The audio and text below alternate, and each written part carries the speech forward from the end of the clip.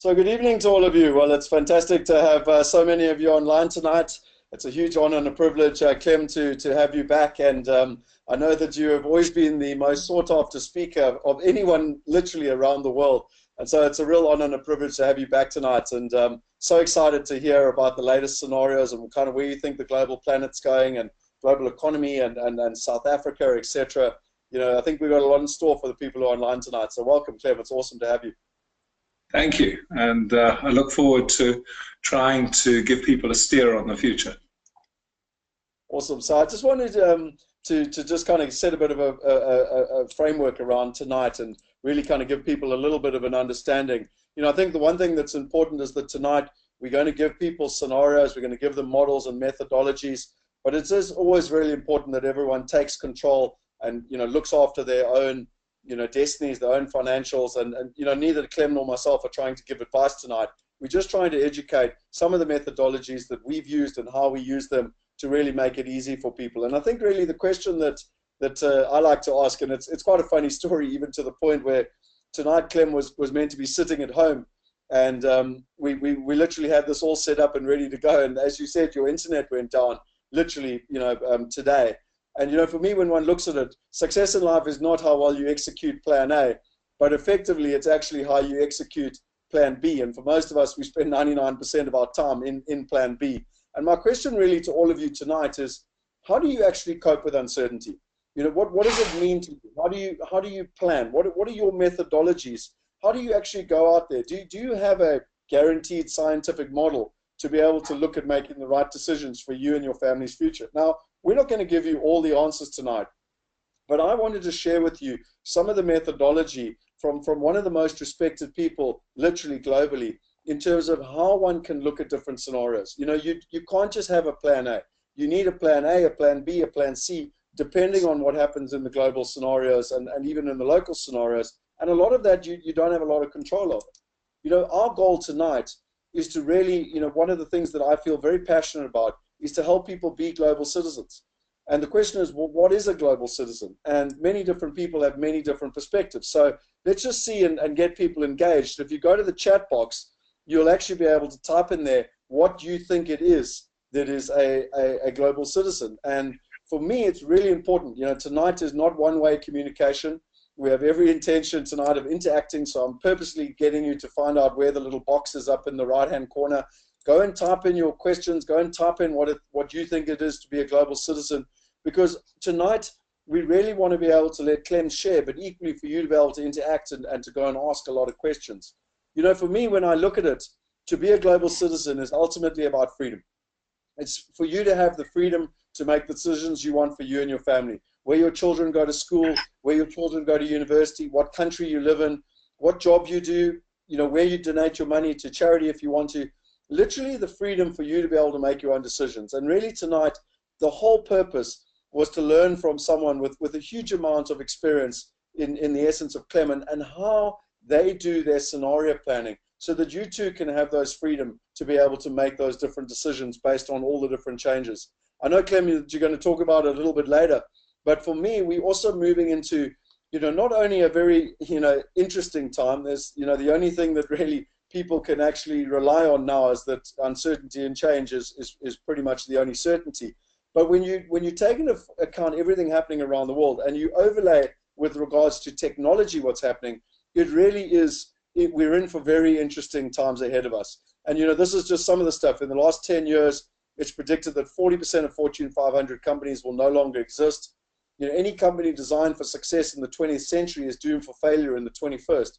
And, you know, the question I ask people is that when you talk about it from a company perspective, what about for your personal wealth? What about for your personal, you know, life and how you run your finances? Are they designed for the 20th century, or have they been built for the 21st century? You know, when you look at just some of the analogies, whenever technology comes to a space, it has a very, very disruptive element. And it does three things primarily. The first one is that it cuts out the cost.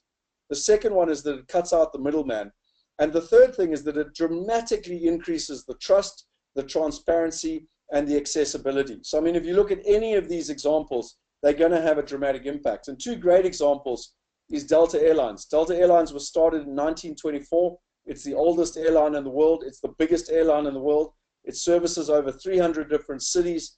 It's got a valuation of about 17 billion and a staff of over 80,000 people. And yet you compare it to Uber, that now is nearly double Delta in terms of the number of cities it services. It's got a staff component of less than 10,000. Its valuation is $68 billion. And some would argue whether that's overcooked or not. But the most interesting thing is that they don't own one single car. You compare it to Marriott Hotels. It's the biggest hotel group in the world. Again, started in the 1920s. It's worth in the region of about $20 billion. It has 680,000 beds per night, and its staff component is literally in the hundreds of thousands. And you compare it to Airbnb, that literally is now about 1.5 million bed nights, so more than double the size of Marriott. Its valuation is now over $30 billion. And again, its staff component is well less than 5,000. And probably the thing that's most interesting is that it doesn't own one real estate asset. And so what does this all mean, and why is this important? Well, when one considers we've gone through a huge period between linear and exponential, we've gone through a huge period where people haven't understood what's going on. But we're really at this tipping point. And I just wanted to bring this as an introduction because it really kind of sets us up now to be able to move into why this is so important and why you need to understand both Clem and Chantal's methodology so that when you're doing your scenario planning, you can be more effective. Then you start to overlay questions like, what do I actually invest in? Do I invest in real estate, stocks, collectibles, antiques, precious metals? A lot of people are asking me about Bitcoin at the moment. And then you start to overlay, well, what country do I invest in? Do I invest in America? Do I invest in England? Do I invest in Australia? Do I invest in South Africa? People nowadays have so many questions, and rightly so, they should have questions. But for me, this can all get answered. And certainly there's a fantastic methodology that you can learn. And this is really where I wanted to, and very kindly Clem agreed to be part of this tonight, was to really look at what started with the history, and I'll let Clem explain it, where him and Chantal came out with this, and it's now been around for well, I don't want to give the exact time, but it must be nearly 20 years, Clem, the methodology. Just to explain before I hand over to Clem, why I believe this is so important is that most people get to hear, and many of you tonight would have heard Clem's scenarios, you would have heard the flags, but what most people don't do is they don't take that and then use systems. And so for over 5 years, I sat and I analyzed and I watched the way Clem did it. And I then built a model on top of that to help us make better decisions as to where to invest, when to invest, and what to invest in. And, I remember back in 2014 sharing that with Clem, and today this book exists because of it. And Clem very kindly, actually helped me even with I'll never forget, even with the graphs and how some of them should work. But tonight is not about us and what we're doing. It's about you being able to understand the methodology. My request to you, though, tonight is not to just sit back and passively sit there and listen. It's to be able to understand it, try and take notes down, try and create frameworks so that you can make those investment decisions easier. And, like this book, that's what I did. I took down a lot of understanding, trying to understand the flags, how they fitted together, created the methodology to help me be able to make better investment decisions. And like I joked with Clem, this book came out in 2014, and I think the only person who's actually read it is my mother. And really what we did is to take all this information and actually build it into a platform to make it easy for people. But I'll share that later once we've got a much better understanding of the current scenarios. And so, I really wanted to hand over to you, Clem, and start with the understanding of where this all comes from and what is the difference between, a fox and everything else within the methodology. And just as a setup, I really would like you, if you wouldn't mind, just explaining that methodology and equally what happened in Japan, because I think it's so important for people then to be able to understand that, history repeats itself and people can use this methodology to make the right decisions for themselves. So that's all from me, and it's with huge honor to introduce you, and I really look forward to hearing and learning from you tonight. Thanks, Scott. And yeah, it's an absolute pleasure to be with you again. And I really enjoyed helping you with your book. And if people haven't read it, they should jolly well go out and buy a copy or get one on the internet. Yeah, we called the book, and it was published in June 2001, The Mind of a Fox, for two reasons. The first was that you've really got to have the bright eyes of a fox to survey the environment, particularly the markets which you're involved in, and try and make out what are the flags that are changing the game in those markets.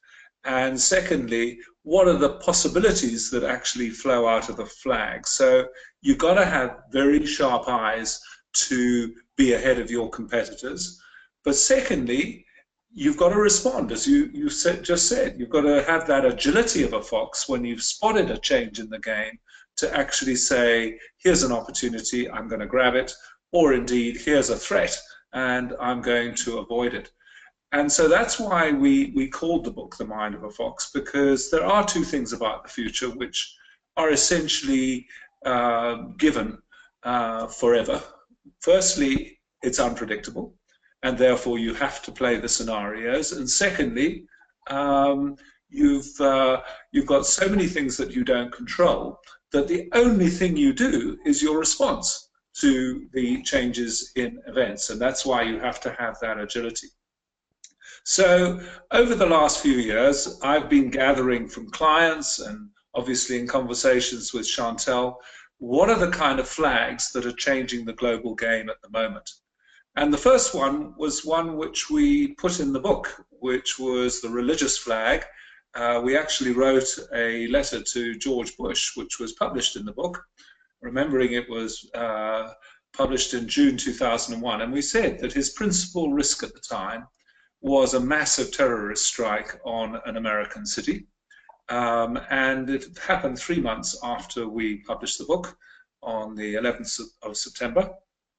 And yeah, I mean, when they did a literature search, we were the only authors who actually captured that possibility, because terrorism was never mentioned in the election at the end of 2000, 2001, when Bush and Al Gore were competing with one another. It just wasn't on the radar screen. And we had it as a flag because, of course, there was a lot of build-up during the 1990s of conflict between different religions, and there were certainly capabilities becoming apparent in places like Afghanistan of doing nasty things to America. So it was a prime example of picking up a flag. And it's not that we knew it would happen 3 months after we published the book. You know, you'd have to have inside information for that. But the fact is that people like the CIA and the FBI should have been more aware of the very specific flags that they should have been looking for prior to 9/11. And indeed, there was one woman in the FBI who actually said that there was a flying school down the road from her office where Arabs were being taught to take off but not land. Now, that is a huge flag if you'd had the more general flag in mind that there could be a terrorist attack, and they could have acted on it. So it really bore out our methodology. Obviously, that particular flag is still flying with the lone wolf attacks that you see in France and Britain and elsewhere. It's certainly made intelligence a much more complex activity and more expensive. And the terrible thing is that it has turned several Middle Eastern countries into failed states, such as Syria, Libya, Yemen, and Iraq and Afghanistan are still questionable countries. So that flag, unfortunately, is still flying. The second one that has come out in all our work is what we call the red flag. It was really the invasion of the Crimea by Russia and the appropriation of the port and surrounding territory, which has meant we're into the second Cold War between Russia and America. And it has made things like Syria more dangerous because you might have a direct confrontation between America and Russia. But now, of course, you've got North Korea that has entered the fray, and there's a very specific flag which Donald Trump has raised, which is they mustn't go ahead with another nuclear bomb test. the sixth test, because he will take action. We don't know what type of action he's going to take, but obviously it's a flag to watch because it potentially could cause huge disruption in places like South Korea, China, which is close, and obviously Russia too. So, you know, once it's on your radar screen, you read every bit of news around that particular flag. The third flag we talked about, Scott, you know, when we last got together, which is the grey flag of the aging of certain populations in the world, which means that their economies are relatively flat. And the one which you have up there of Japan, I remember my mentor, a Frenchman called Kpmg, saying in 1988 that if there was a property crash in Japan, it would never recover again because it was the oldest country in the world. And indeed, that property crash happened in 1990, and Japan has never seen the incredible economic growth rates that they had in the 70s and 80s. And why is that important? Because China now is an aging society, and that is why the Chinese economy is slowing down. They've tried to overcome that by saying that they've revised the one-child policy to a two-child policy, but that's not going to impact the economy for the next 15 years. And therefore, we're living in a world of an aging China, which is slowing down, and basically Europe and Japan are going to remain relatively flat economies. America is younger and more resilient, and of course, where there's good government in the rest of the world, you can still have relatively high economic growth rates. So the grey flag, it's a clockwork flag ticking away, but it should affect your investment decisions. The next... Clem, one thing quickly that you spoke about with Japan that I always enjoyed was that your mentor actually said in 1988 it was going to happen, and the way that he predicted it was that golf club memberships were going down dramatically, and therefore people were, you know, holding back a bit. And you know, these are the type of flags that you're talking about that people can watch out for and start to be able to see so that they can predict what's going to happen, basically. Absolutely, and I mean, it's often a fairly minor flag, and it was because golf was such a passion in Japan at the time that, you know, any decline in membership meant that there had been a real tipping point in people's fortunes, particularly middle class and rich people in Japan. And it was, in retrospect, a brilliant flag because it really said there is going to be something happening to property, because if you remember in the late 80s, property was totally overvalued in Japan. The Emperor's Palace in Tokyo was worth more than the entire state of California. So it was a bubble that was going to burst, and it was golf club membership that gave that indication that it could burst.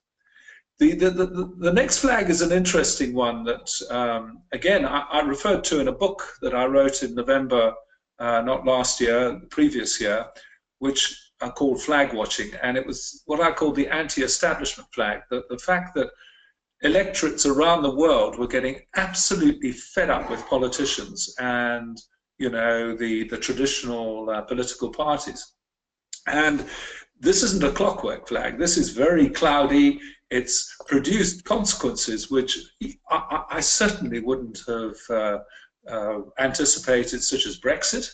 I mean, it really was the north of England voting against the politicians, and of course the charisma of Boris Johnson in the Leave campaign that led to Brexit. But of course, it's just produced the opposite result in France with Macron being elected president, who's very pro the EU. The exact opposite of the Leavers in the UK. So, you know, a flag can have absolute opposite consequences in two different situations. And of course, it produced Trump, Donald Trump. He basically got a lot of American votes because he wasn't part of the political establishment. So it just shows that once you've established that there is a general flag, which we call the anti-establishment flag, it really is important then to say what could the narrative be flowing out of the flag, both the kind of positive and negative narratives. And as I said, it can be completely different consequences in different countries. So very interesting flag. And of course, Brexit could really impact on London property values, particularly at the premium end. I mean, I've heard of an example of a house that was put on the market in Notting Hill Gate for £4 million and actually sold about a month later for 3.2 million. So that indicates maybe a 20% drop in premium property values in London. And in fact, in the paper today, there was an article that 9,000 jobs could disappear in the banking industry in London because those functions are going to have to be transferred to Europe as part of the as part of the deal, in the sense that banks have to now do the work in Europe rather than from London. So very important flag for the consequences that may happen to property. The green flag is one that has been flying a long time. I saw President Obama to ex-President Obama talking today at some climate change conference, and you know, it's one, unfortunately, that Donald Trump does not agree with. But when you've got a flag on your mind, you look at news which either supports it or is against it. And there was an article about 3 weeks ago that by 2050 the Arctic ice will have virtually disappeared, and that will open up completely new shipping routes around the north of Canada and the north of Russia, which simply hasn't been possible in the history of this planet, but which will become possible in the second half of this century. It does also mean that you'll have beneficiaries like Canada and Russia, because there will be less snow, less ice, and they will become more arable. But countries in Africa, as well as America and South America, may well become drier and hotter, which could have a big consequence for agricultural yields. Sea levels may well rise as a result of the melting of Antarctica and Greenland, and of course that's going to affect global cities. I was in Amsterdam last year doing some work for some clients, and they are well aware of this, and of course they've had the flood defense system in Amsterdam for centuries, and they said that places like London and Los Angeles and obviously the coastal cities in Australia may well have to do more in terms of flood defense as a result of this flag. And the other important point to bear in mind is that weather is becoming more extreme because of the additional energy in the atmosphere. So you have droughts like you had in California, but then they're followed by record rainfall. So you've now got to be careful where you buy your property because of the record rainfall, as people on the Thames found 2 years ago. So what you're saying, Clem, is saying is I'm in trouble because I'm living on Teeson Island here in Knysna. I need to buy myself a life raft. Yeah, well, no, it's obviously got to be borne in mind with coastal properties. It's obviously not going to happen overnight. I mean, the latest estimate is that I think by the end of this century, sea levels could be 0.5 meter higher. So you know, it's a very gradual process. National debt is definitely a little clockwork flag ticking away in the background. I don't know of a country that's running a surplus, budget surplus at the moment. Obviously, interest rates are virtually zero, so most countries can afford to increase the national debt. But if interest rates start to rise, then that's going to become a problem. And of course, there are certain countries like Greece and Italy, which one watches very closely because national debt as a percentage of GDP is way up. I mean, it's around 200% of GDP in Greece and around 150% of GDP in Italy. So, you know, the EU in 5 years' time could become financially fragile. The next flag that came up really in a meeting I had with Interpol, of all organizations, in Paris in 2009, when I asked them what were the biggest threats to the world at the time. They named a threat which was certainly not on my radar screen, which was porous borders. The idea that you know, borders were no longer properly patrolled and that people could actually get into virtually any country in the world if they really wish to. And of course, that is a huge issue today. It's why many British people voted for Brexit. In fact, again, a piece of news that's come out in the last 2 days is that 6,000 people were rescued in the Mediterranean in the last 2 days, trying to get from Africa to Europe. So again, there's going to be a real problem for countries that are actually holding these refugees, but of course there's going to continue to be pressure of migrants into countries that they see as relatively rich and prosperous. The world of work, which you mentioned, has been changed by technology. Uber, very good example, Airbnb, where you have very few permanent employees. It's more of a network where people are using their assets, either their car or their house, to make money, and the company itself is providing that particular network, so the official number of employees is much lower. And so it's meant for young people that it is a completely different game now getting a job to what it was in the 70s and 80s, when you know, you basically got a good school qualification, and then if you're lucky, a good degree, and then you just waved your CV and you got a job. Nowadays, young people have to create work for themselves, and it's a whole new game, and you've got to teach people how to be entrepreneurs. And there are very, very few schools here in South Africa, but elsewhere in Europe and Britain, America, that are actually teaching kids how to run real businesses. So they haven't adapted like foxes to the changing nature of work, which is going to intensify as technology becomes smarter, and of course with artificial intelligence. One of those technologies... Yeah. I'm sorry, just to butt in there. I know you and I spoke about it before. We were just in the setup phase 3 years ago, but we actually launched Lemonade Day here in South Africa. It's that charity organization, NGO, that's out of America, that's backed by Google for Entrepreneurs. And it actually trains children in how to run a business, entrepreneurship skills, through running a Lemonade Day stand. And we've run a bunch of pilots here in South Africa, and got some incredible stories of young South African kids, Africans, whites, all different backgrounds. And really, I feel so strongly about what you say. I truly believe the only future we've got, if we all want to live in this country, is by empowering the children with access to entrepreneurship education.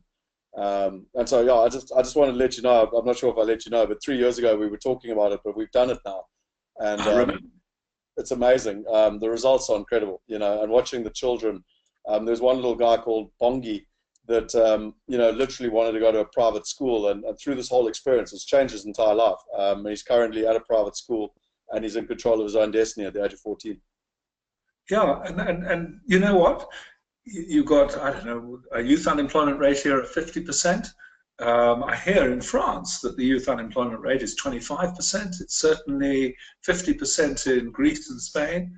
And, you know, it just means that if you're a young person nowadays, you've got to learn to create a job for yourself. It's an absolutely critical skill. And yet very few schools have recognized this flag. And I guess it's because the teaching profession simply don't do that kind of serious research into how markets are changing and adapt their product, the educational product, like foxes should. And so a program like the Lemonade program is exactly what kids have to do in order to get a real feel for what it's like to start a business in the outside world. Yeah, I know it's essential. Yeah, the last two flags, internet and cellular mobile phone flag, and you know, it's having some really interesting consequences like fake news. And you know, you've got to be careful when you pick up flags on the internet and in social networks to check out their authenticity. And I see that there's a lot of pressure being put on Facebook and Twitter and the big networks to actually ensure that somehow fake news is exposed. And the last flag, which has been raised by some of our clients, is this whole lifestyle and leisure flag. The fact that nowadays people have less time to enjoy things like sport. Bringing up kids tends to be a joint activity, so you don't have people going off at 8 o'clock in the morning to play golf and coming home at 3 or 4 in the afternoon, like you did in the last century, and therefore golf actually has been declining in popularity in America, to the point that some clubs are saying that they've got to make the holes bigger. So the actual experience of playing around is shorter, because you can get the hole into your ball into the hole that much easier. But I last year had to do a conversation in a new Audi which was being promoted, the Q7, with Hashim Amla, and he was saying that Test cricket is now under huge pressure because people simply don't have the time to take off to go and watch Test cricket. And he actually said that maybe you've got to have a sort of World Test Cricket Cup or something to make Test cricket popular again. But he said, you know, everybody's moved towards the T20 format. I saw he scored 100 in his last Indian Premier League game, good old Hashim. But you know, that's where the money is nowadays. So again, it's a very good example how once you've established that's a flag, that people have changed their attitude towards time, lifestyle, and leisure, that you then decide what formats of sport are going to be popular, and obviously what other activities might become popular. I mean, cycling now is one of the most popular sports in the world, because of course you choose the time when you go out and choose the time when you come back. It's got a flexibility that a game like golf simply doesn't have. So, you know, those are the kind of flags. I'm sure that listeners will have other flags which we haven't recognized, but I'm just trying to get across, Scott, that, you know, it's really important as a first step to say, what are the flags changing my business, my life? Not necessarily all the global flags I'm talking about, but the particular flags that really interest me. And as I say to young people, you know, one of the best flags when you're making a strategic decision to select a spouse is to look at the parents, because that's a flag. What that's they might be when they're older. And so it's actually trying to select the flags which are really important for your business, your family, your life, not necessarily doing all the stuff that I've gone through. Obviously those flags are important for the global economy, but it's what are the game-changing flags. And we have the two types, the clockworks, ones which are ticking away, like the grey flag of the aging of the world's population.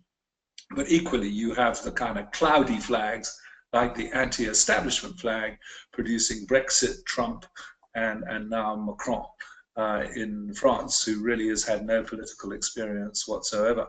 So, yeah, it's certainly become very...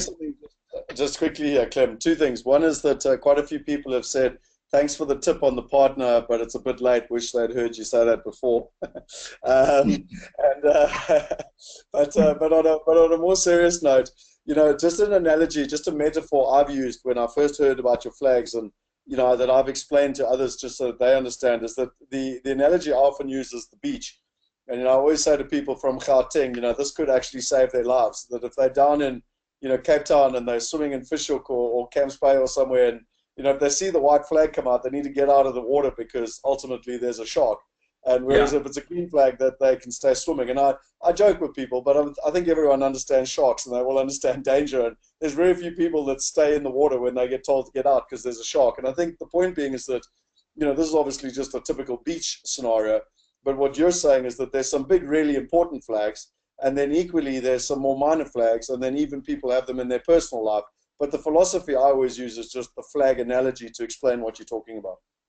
Yeah, absolutely. And you ignore them at your peril, as some surfers have found. So, yeah, nice example. I'll certainly use that in future. Um, so, what are the scenarios that flow out of these flags for the global economy? I think the one that we're in, and the one that we give the highest probability to, given these flags, I call ultraviolet. It's a UV scenario where we're in a divided world, and we're more divided now than we were 20 or 30 years ago. In the sense that national priorities have come to the fore with Donald Trump, obviously with Brexit, and now, of course, animosities between Russia and America and North Korea. And so there's this kind of UV world, ultraviolet world, where some economies are going through a long U of low economic growth. And as I mentioned, because of the grey flag, I would put Europe and Japan into those categories. And then, of course, you have a mild V, because it's not a full recovery in the world, but a mild V in the sense of quite high economic growth rates in China. And I would put America in that category because they have a younger, more resilient population. And then, of course, there are certain economies in Africa and South America and elsewhere in the world, like Singapore, which well-governed countries and young populations which are also have high economic growth. And we give that scenario for the next 5 years around about an 80% probability. So it's a question of choosing which countries are in that sort of V category. And of course, it does mean for South Africa that it's a relatively tough world compared to conditions in the last 20 years of the last century, when it was pretty much a boom everywhere. Now you've got to be more selective. On the upside, there is a recovery, a boom scenario, but the big flag to watch for that is a new technology, because there was a Russian economist who put his finger on it a long time ago when he said every 60 years you have a new technology and that creates a global boom. And he went back to steel, and then how steel led to railways, and railways to electricity, and then the internal combustion engine, and obviously planes, and then we moved into microelectronics, computers, internet, smart devices. And if you think about it, that was the 50s when microelectronics started, so we're 60 years, more than 60 years down the road. One's looking for the next technology.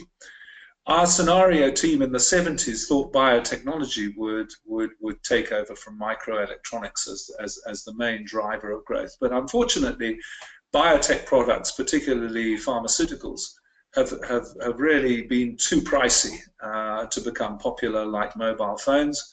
And so we're yet to see the kind of real growth in aggregate demand that you need to create a global boom out of a single technology like biotech. The other technology is renewable energy, and again, there's lots of reasons, such as the green flag of climate change, that it should become popular. But most companies in the renewable energy field have not yet become like Apple and created sort of $600 million of profit. I mean, Solar City, which is the largest solar cell manufacturer in the United States, owned by Elon Musk, is basically battling at the moment. Even though he's produced the batteries to hang on the wall and the panels to put on your roof, he hasn't made a huge profit out of it. I have to say that the one area where it's exciting is that Tesla has overtaken General Motors in terms of market capitalization because of the orders for the Tesla 3. So, essentially, the real flag for a kind of new economic boom is not about monetary policy and zero interest rates. It's about a new technology which has the potential to really grow like microelectronics, computers, and smart devices. So we give that a 10% probability at the moment because we're just not convinced that that technology is around quite yet. Can I ask you a quick question there, Clem? Two questions. One is that, you know, I had the privilege of studying at Singularity University last year, which is one of the leading exponential technologies around the world. And one of the things they spoke about in 2016 that was really important is that when one looks at renewable energy, and particularly when one looks at solar, it's actually gone through the inflection point now where the cost to produce the solar, you know, the infrastructure to be able to take solar is actually now going to be cheaper for renewables than it is actually for fossil fuels. And one of they believe that 2016 is that tipping point. They talk about the 60s of disruption, but I won't go into those details, but they believe last year was the year that it actually hit that inflection point. I'm not sure, are you aware of that, or I'm just interested because, you know, now is when you can really start to scale, you know? Absolutely, and that's that is the key thing, because the technology is there. It's really about price. In fact, quite a few governments, like the German government, the Australian government, are offering incentives for people to go the renewable energy route, and any surplus electricity that you produce with your renewable energy system in your house is actually sold into the national grid. So yeah, it can take off. Interestingly, the thing that came up when I raised the point that you did, talking to a scientist really involved in the renewable energy field, is the thing that's the key now is how many times a battery can be recharged, the one that you hang on your wall, because, you know, at the moment they haven't got the sort of lithium and other metal composition right for it to last, you know, a proper length of time. So it's not just the actual price, it's, you know, how often you have to replace. One other quick question just before we move on is that quite a few people beat me to it, but when one looks at technology, and you know now you're really talking in a space I enjoy, and you know, for me, you think that those technology, I'm not sure how much you know about blockchain, but a lot of people talk about blockchain having a bigger impact than the internet at large. And equally on top of that, possibly even artificial intelligence. Like, are there any technologies that you're watching that has the ability to be that 60-year change that like the microelectronics? Well, you see, and this is my point, is that, you know, all the ones that you've just mentioned are part of the whole microelectronics boom, which led to internet, to smart devices, to apps, and so for me that's all part of the same S-curve, and the real kind of steep part of that S-curve was essentially in the last 10 years of the last century, and maybe the first 10 years of this century. It's basically satisfying a different human need. I mean, if you look back to the 18th century, it was all about travel and you know, steam engines, and then it obviously developed into other forms of travel, and then you had manufacturing of clothes as opposed to people hand weaving clothes, and so, you know, it's all about saying which is the next human need which is going to be satisfied in a very smart way, which people haven't thought about. So yes, we can talk about a lot of exciting things in the you know, the software and internet field, but, you know, what one is looking for is something that's very different, that hasn't yet really taken off, because, you know, that's why computers became such a huge thing, is nobody had actually thought of computers before they actually arrived. And when they did arrive, nobody thought of personal computers, and then nobody thought of smartphones until Steve Jobs came along. And maybe there are one or two huge products still to come. But in terms of technologies, one's really looking for something different, like renewable energy, or possibly medicine, which it comes out of the sort of biotech pharmaceutical side. But at the moment, we only give a 10% probability. I mean, I see that we were giving it a slightly higher sorry, but round about to the new balls, please, boom scenario. And of course, there's fork lightning, and the real flags for the fork lightning, another crash scenario, are rising interest rates and rising national debt. And that's what created the crisis in 2007 with subprime mortgages, and it could easily create a problem with subprime national debt. And so that's the flag that we ask people to watch. At the moment, it's down because interest rates are still virtually zero. But absolutely, if inflation starts really rising in the UK or America or Europe, that would be the first flag, because then you have to raise interest rates, and interest rates will just make all that national debt more difficult to service and repay. So that 15% probability you've got on that chart is probably correct. And we've moved, as I said, the more ultraviolet scenario, because the world is definitely more divided than when we did that chart. And that's why I don't really speak about hard times anymore, because the world is split between the kind of winners and losers. And we think that's going to be the scenario. I think, Clem, just for everyone who's online, you know, I took this off your website, and it was the latest kind of nice graph that I'm a very visual person. So even though the scenarios have changed, I think that's the whole reason that people need to be not only hearing this for the first time, but doing it on a regular basis. So please understand, people that are seeing this visually, these scenarios have changed. I mean, this is 3 years old, but I think the framework's the same, and now people can just put in different statistics, if you want to call it that, different scenario statistics, probabilities. And look, there's two things about this, is that absolutely, this particular scenario game board is brought out regularly by companies once every quarter to discuss which flags have gone up, which have gone down, and therefore have the probabilities changed. And if the probabilities have changed, how have they adapted their strategy in order to cope with the rising probability in a particular scenario or the falling probability in another scenario. And so this particular chart is used regularly for the kind of conversation that you talked about, as is the one which I'm going to talk about for South Africa, and how much money you should have locally and how much money you should have overseas. Which really brings on to South Africa, which is what are the flags that our clients in South Africa have been talking about in strategy sessions. And we've got 8 flags. The first one is corruption, because people are really worried with the level of corruption in South Africa, because the end game is very visible in Venezuela, which is having regular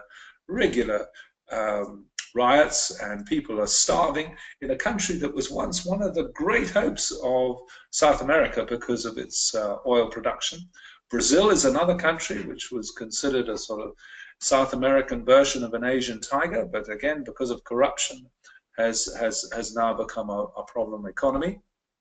I would say this flag is not red, because there's a lot of pushback against it. We have a free media in South Africa, and we have independent institutions like the Constitutional Court, which are sort of pushing back against corruption. So it's for me a kind of pink flag at the moment, and you've obviously got to go on watching the ongoing battle between, you know, corrupt acts and obviously the agencies which are pushing back on that. The second is quality of infrastructure, because that really hit me in China in April 2006, when I was asked to do a scenario session with the Chinese Communist Party at the Central Party School in Beijing. And, you know, they said that one of the critical success factors in China had been the success in establishing the road system, the rail system, electricity, building power plants, commissioning them every single month, and that had given them the real platform on which to have an economic growth rate of 8 to 10%. And I have to say, India, which in many ways I think is more entrepreneurial than China and may well overtake China one day, but they haven't got that quality of infrastructure right. And in this country, you know, there's upsides and downsides. Some of our cities have pretty good infrastructure, but as one CEO said at a session the other day, in parts of South Africa, you don't drive on the left of the road, you drive on what's left of the road. So yeah, you know, it's an essential feature of a successful economy to have quality infrastructure. And so the performance of SOEs, state-owned enterprises, is a critical flag in future. And of course, we know of quite a few SOEs who are in pretty dismal shape, or at least their boards are in pretty dismal shape in South Africa at the moment. The third flag is around style of leadership and whether it's divisive. And I think it's become much more divisive now than it was under Nelson Mandela, who I had the privilege of seeing in prison when he wanted to talk about scenarios about a month before he was released. And he really showed true reconciliation in his conversation with me, and he showed it as the leader of South Africa. And we haven't got that at the moment. We have expressions like white monopoly capital and this and that and everything else. And actually, you want to win in the world economy, you've got to be a united team. And if you're not a united team, you don't win. And I think the one example I always produce is that under Alex Ferguson, Manchester United was united and won all the trophies. And ever since he's gone, they've never had that unity of spirit. And so, yeah, they're still to this day not doing that well. And I say that as a fan of Chelsea, who I'm going to say is going to win the Premier League.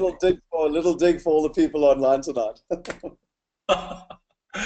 Well, I was brought up in the Royal Borough of Kensington and Chelsea, so I have every right to be a Chelsea supporter. I have to tell you, there's still in the Chelsea ground is a place called the Shed, which is where the real Chelsea fans go. And I remember in the late 50s, early 60s, the fighting got so bad in the Shed that they confiscated our belts as we went into the ground, so that you had to hold up your trousers during the game. You couldn't have any fisticuffs, and then you had to recover your belt at the end of the game from this vast mountain. So actually, you ended up with somebody else's belt. Anyway, that's just a small story. But style of leadership, very important. And so really, it's the question of who's going to be the next leader of South Africa. And is that person going to be, you know, a unifier, whether it's Dlamini Zuma or whether it's Cyril Ramaphosa? That person has got to bring more unity to the country if you want to get a 3 to 5% economic growth rate. The fourth flag is around pockets of excellence, and the fact that we have incredible pockets of excellence in South Africa. And if you have the money, you can live a life which is just as good as it is in anywhere in the world, in America, the UK, Australia. It's how do we replicate our pockets of excellence? The last thing we should do is dumb them down. And I always refer to schools. We have 28,000 schools in this country, of which 5,000 are excellent and 23,000 are moderate to dismal. How do we take the bad schools and upgrade them to the quality that you get in the good schools? And that is a serious flag to consider. Entrepreneurial spark because of the quality of work, the world of work. How do we create 1 million new businesses in South Africa? Because given the changing nature of work, you need a million businesses to create 5 million jobs. It's not about big businesses taking on or doubling their staff. That's never going to happen again.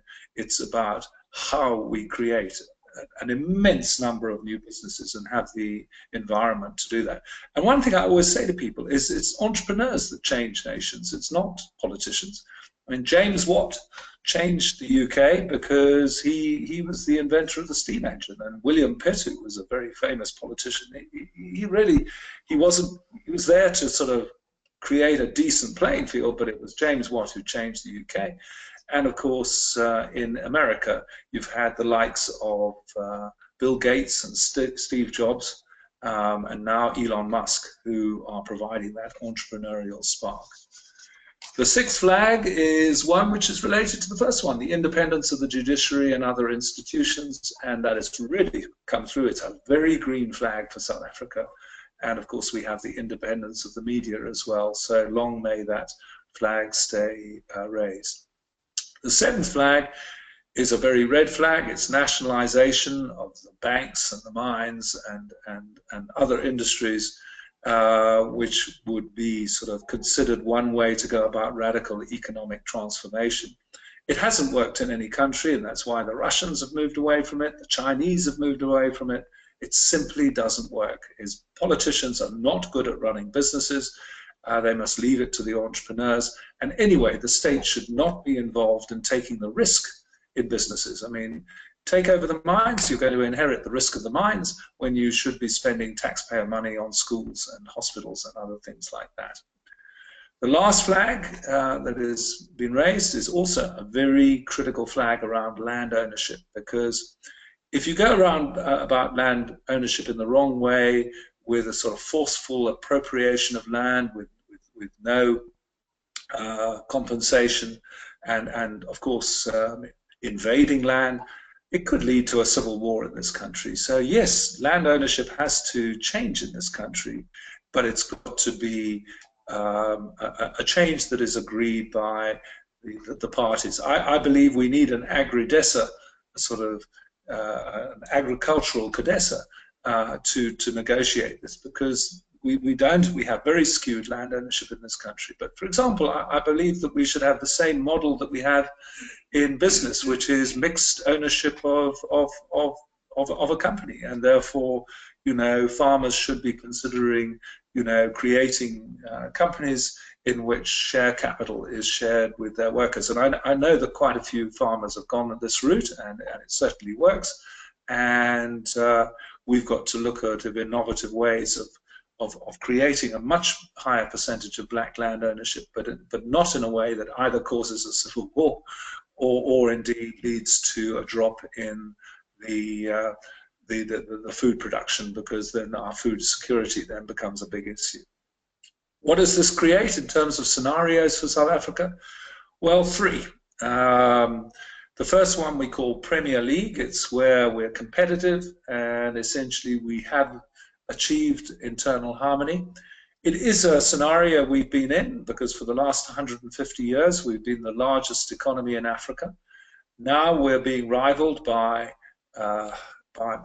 Egypt and Nigeria, and we're in the relegation zone given the recent downgrading of our currency to junk status and our very low economic growth rate. Yeah, we're in the relegation of the zone of the Premier League, which you have on that chart. The second division is where we don't turn those flags, which I mentioned, green, and we peacefully fall into the second division, where we really become just another badly run African country. I mean, on our borders, interestingly, are two African countries which are very well run. Botswana, I did a session with the president of Botswana and the National Economic Advisory Council a year ago. What a well-run country. And the other is Namibia. I've done quite a lot of work in Namibia, and the South Africans who are expatriates in Windhoek have all said they're never coming back to South Africa because they just love the fact that Namibia is peaceful by comparison, and you just get on with the job in Namibia. And indeed, I had lunch with the First Lady there, Mrs. Geingob, who's a very, very switched on business lady. And yeah, there are examples in Africa of countries that whose ambition is to get into the Premier League and away from the second division.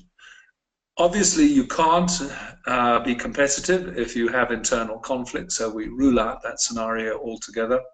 And failed state, yeah, that's the scenario where public violence reaches a level that we're seen in the same light as Syria, Somalia, countries where there is a high degree of violence and people are not prepared to go and visit because they don't want to be killed as tourists.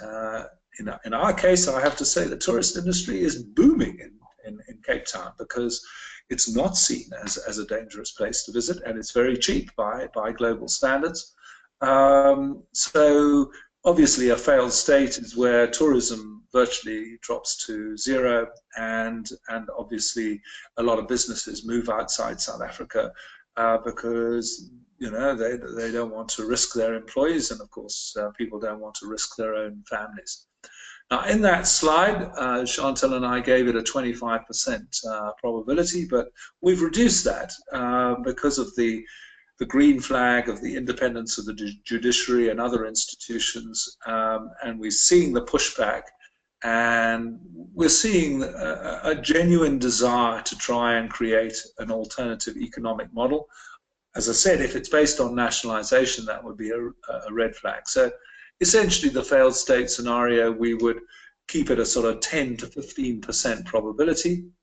But Premier League, we would now have it around 30% because of the downgrading, and second division around about 60%. So we've unfortunately had to lower the probability on staying in the Premier League.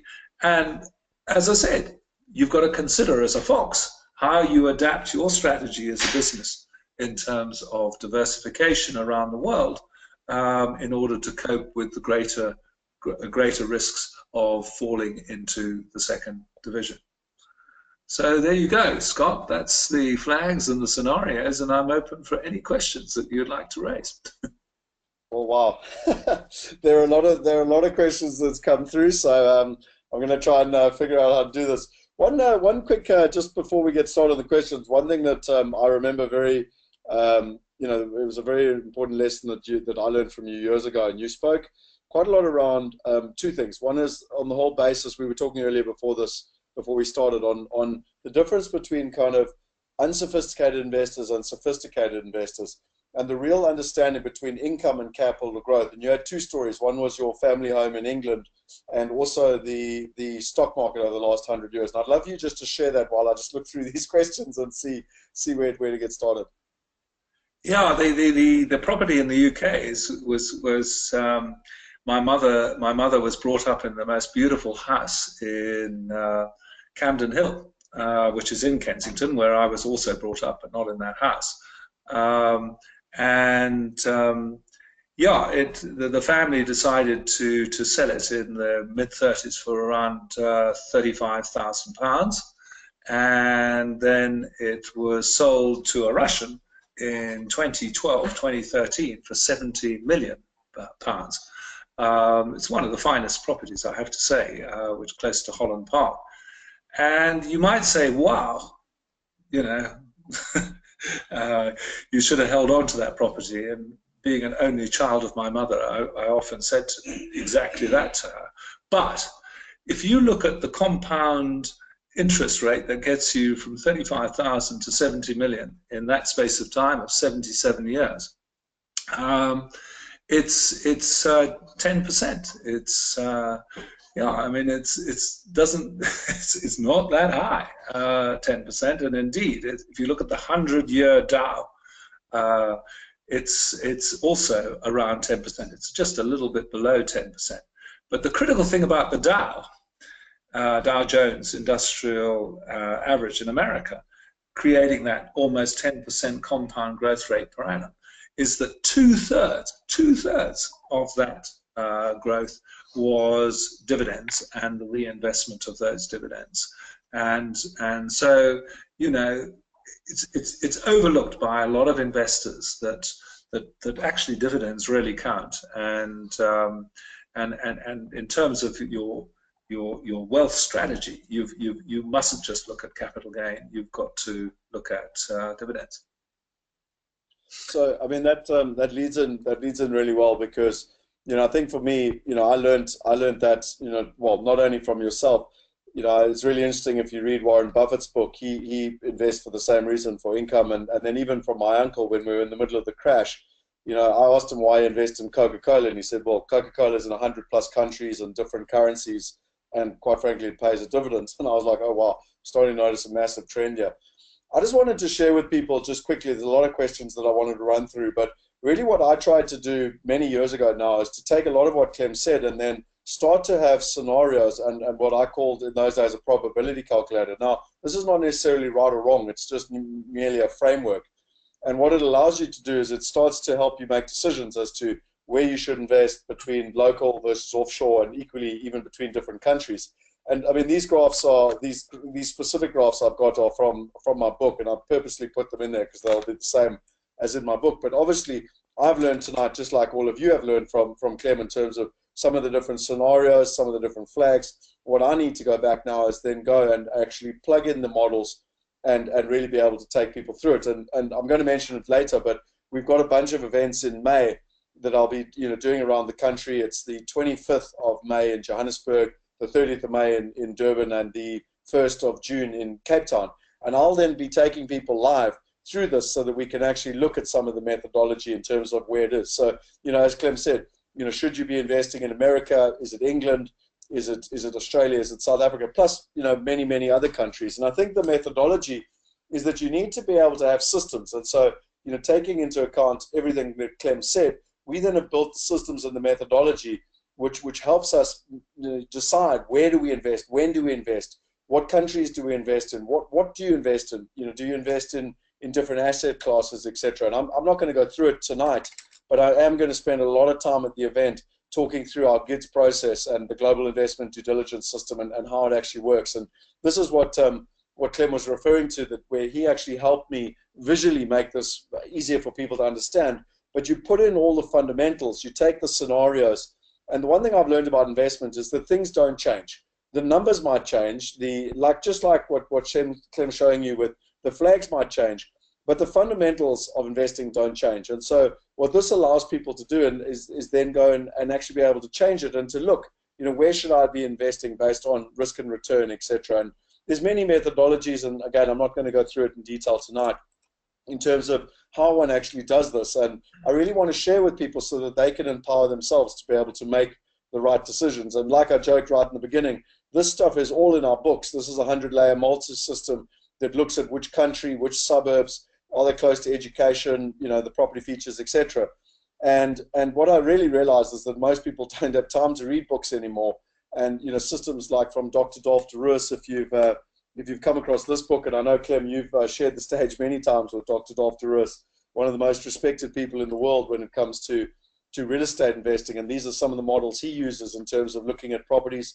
There's 142 level due diligence in terms of, again, if you're thinking of investing in London or in the USA, okay, how do you actually know which is the right property, in terms of the experience? And I think what I just wanted to show you quickly before I take questions is that, we've used this methodology. I've been investing overseas now since 1999, and really, Clem really helped me enhance this. But when one looks at the different markets, there's a good time to be in a market and there's a bad time to be in a market. And what a lot of people tend to find is that, whether they're investing in South Africa or whether they're investing in London, you tend to get promoted by someone that all that they know is that market. And they'll tend to tell you, whether it's the stock market or the property market or the bond market, they tend to just tell you, well, that's always the best. And there's never a bad time in their mind, which I completely disagree with. Timing is everything. And that's why the scenario planning and flags are so important. And I really wanted to share with people, just some of the track record around, being in different markets at different times, being able to diversify across different markets. And really, also when one looks at returns, when one looks, purely just at some of the listed markets, you can go back and you can look at track record. And again, for me, it's all good and well to have theories and systems and assessments, but the question is, are they actually working? And, you can see here some returns that our investors have been getting over the last couple of years in medical buildings in America. I know, Clem, you spoke quite a lot in the past around America, and some of that you've spoken tonight as well around there's two things in America when you look at this. This is medical buildings in America. So not only are you in an economy where, as Clem says, it's one of the more positive economies around the world, but also if you take the gray flag, it's an aging population. So there's more and more, impact on medical. And, these are some of the trends that we focus on. And I mean, we've got over $100 million now in medical just in Atlanta alone. And, there's a whole lot of reasons and methodologies as to why we do this. And I'm not going to bore you, but you can generally see the returns are over 8% cash on cash. That's not taking into account capital growth. That's not taking into account rand devaluation. That's purely cash on cash returns in dollars. And a lot of people say to me, what's the difference between that and a REIT? And I go, well, if you look at any REIT in America, the average REIT is earning between 4.5% and 5%. And why this is important is that, I fundamentally believe that the market has really shifted. There was an old way of doing things where people really didn't have the time, the money, and quite frankly, the accessibility. And there were a huge amount of middlemen, a lot of costs and a lot of fees. And people now have the ability to be able to go in and to be able to get access to some of the better opportunities around the world, but without all the middlemen, and being able to get access to people like Clem in terms of the technologies. And when one looks at real estate, most people have tended to be very local. Even if they're from Joburg, they tend to invest in Joburg. If they're from Cape Town, they invest in Cape Town. They really haven't gone offshore because it's really difficult. People are stuck in country. It's really difficult. There's huge barriers to entry. They don't get access to good opportunities, and that's not even taking into account the legal, the trust, and the partners. And something I'm quite excited just to share with you quickly, Clem, before we get into those questions, is that there's a lot of technology players that have gone out there, fintech platforms that are really disrupting a $13 trillion market. But when you're South African, you can never focus on just one market. And so we really set about to be that global solution and to provide people with that global opportunity. And without getting into too much detail, the question we asked ourselves years ago was, how can we really make global real estate easy? And today, I'm quite proud of the fact from a team perspective that people can now invest literally, whether they want to do it on their mobile phones or whether they want to be able to do it online. They can literally invest in a couple of minutes. They can literally sit on their couch and invest in a couple of minutes around the world globally. And they can get access to the best partners, the best opportunities, and literally from as little as $1,000. And so, in the past, it was all about, hassles and management issues and complex tax structures. And now they can literally just focus on the best returns. And, if I share with you quickly here, this is the front end that people can go into. But more importantly, if they go in the back end, and, from my perspective here, if I just log in quickly, I just actually want to share this with you, Clem, because I don't think you've actually seen this either, where I can now, it was a childhood dream where I could literally play global Monopoly. And why this is so important is that when I look at your scenarios, for me, what is critically important is that, one needs to be able to diversify. One needs to be able to look at all the different scenarios in terms of what is happening and how is it actually happening. And I think when one really looks at the opportunities, one now needs to be able to invest in multiple different markets and not basically get caught up in just being stuck in one country, one asset class, or one currency. And so I'm just logging in here quickly. It logged me out for some reason. Oh, I've forgotten my login details. 2 seconds. And what one really gets when one logs in is it ultimately gives you the ability to be able to invest and to really be able to start looking at one's. What is it doing now? Sorry, just give me 2 seconds.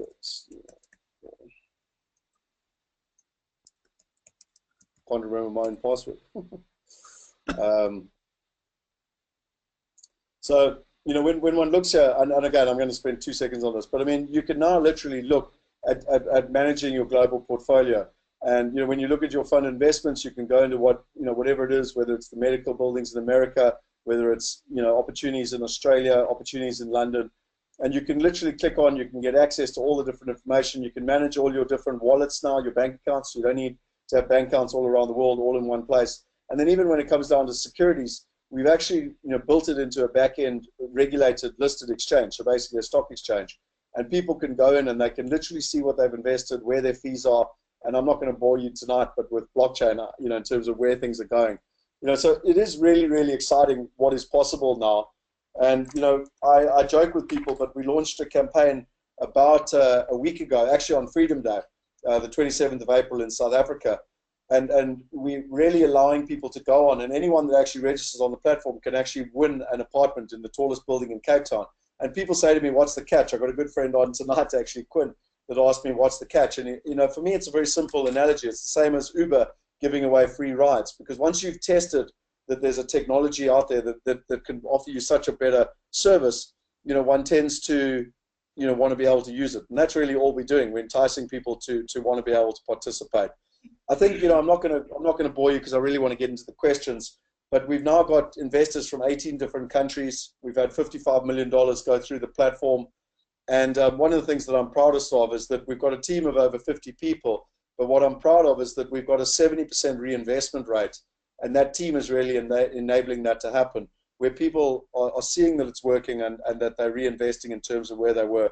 We won we were number 41 in the global Fintech, the Kpmg Fintech Awards at the end of last year, the only one in Africa. So you talk about celebrating excellence, Clem, and I think, again, as South Africans, we don't do it enough in terms of what is happening. And there's quite a significant board now that's been put in place, both with local and global expertise to help people make sure that they are making the right decisions and where they're going. And, you know, just in conclusion, and then I'll get into the questions, is that, you know, we've got another webinar with Roger Hamilton around some of the global trends in technology. We've got consistent webinars with our partners in the USA, the UK, Australia, and even South Africa, if you want to go to the events at Migrate. And I did tell Clem about this as well, but I'm really excited around sharing with people. So, you know, tonight was all about the scenarios, but really taking 3 hours of your life and getting into the detail of what that means for you. Where should you invest? What should you do? So we've got different sessions. The 25th is in Midrand,